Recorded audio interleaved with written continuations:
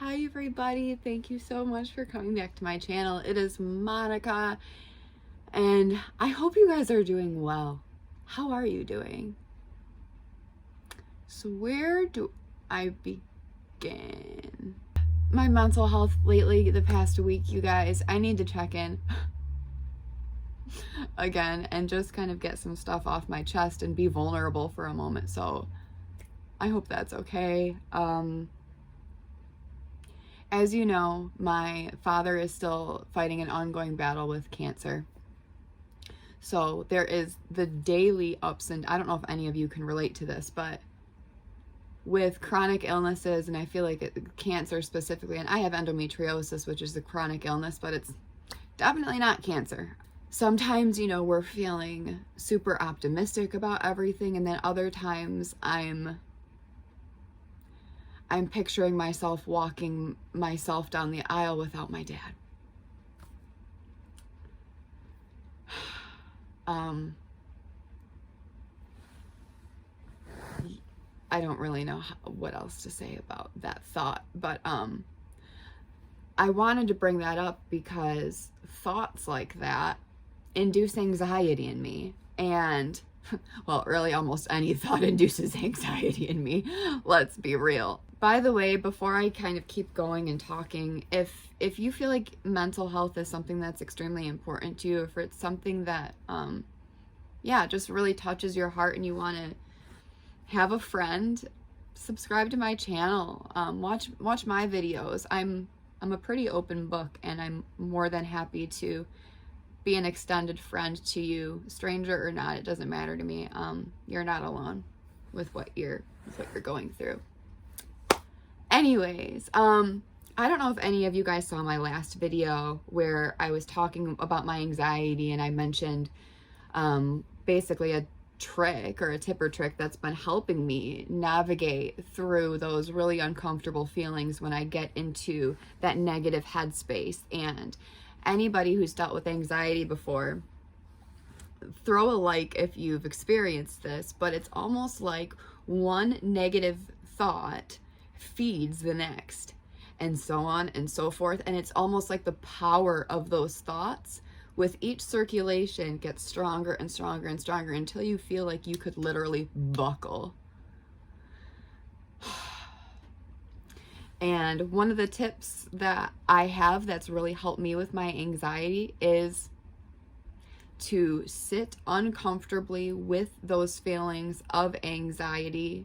What that does when you allow yourself to feel that anxiety instead of trying to distract yourself, which is what I do all the time. Well, I used to just let myself spiral, and sometimes I still do, you guys. Sometimes I feel like my anxiety literally takes on a mind of its own, and it's very, very, very difficult for me to reel my thoughts in once they've kind of gotten into that spiral.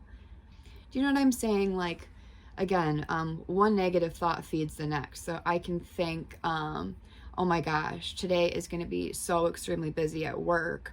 I have this many calls going on, and that thought then turns to, well, how am I going to get this, and this done at home when I have all of this going on? And then that thought I think you guys understand where I'm coming from. But when you allow yourself to feel that anxiety, instead of being like, why am I feeling this way? Then you start to get, me personally, I get headaches, I get nauseous. I mean, I really allow my anxiety to manifest itself physically.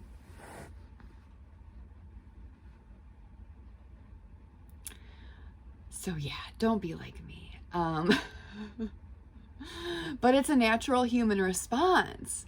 So I also don't want any of you to feel hard on yourself or judge yourself because you're doing this. It is absolutely normal because our bodies and our minds are designed to protect us. So when we get an anxious thought, or really any thought really, our mind kind of goes through this whole little cyclic system, and it says, okay, is this thought good, bad? Does it indict fear?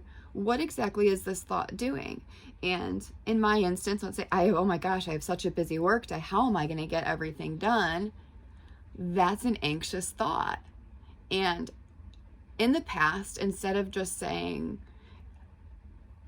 okay, Monica, where in your body do you feel this thought? And typically I harness a lot of my anxiety in my chest and my stomach. Some people, they can be in their upper backs, and even me sometimes too. My upper back is a big one. A lot of times people get, severe headaches, and a lot of times people don't even know that they have anxiety because it can manifest so many different ways. But I'd be willing to bet money that almost every single person on this earth has anxiety in some level, in some way. So when I say that you're not alone, first of all, you got me. And you got a lot of other people out there too who are maybe just not so willing to talk about it. Maybe there's a stigma wrapped around even talking about mental health in some areas. And I know that it's specifically difficult for men. The studies that I've done show that stigmas, around men regarding their mental health, specifically African Americans, is staggeringly sad. To where they just don't feel comfortable talking about it. And that breaks my heart because I've lost way too many people to mental health, and I'm sure a lot of you can say the same.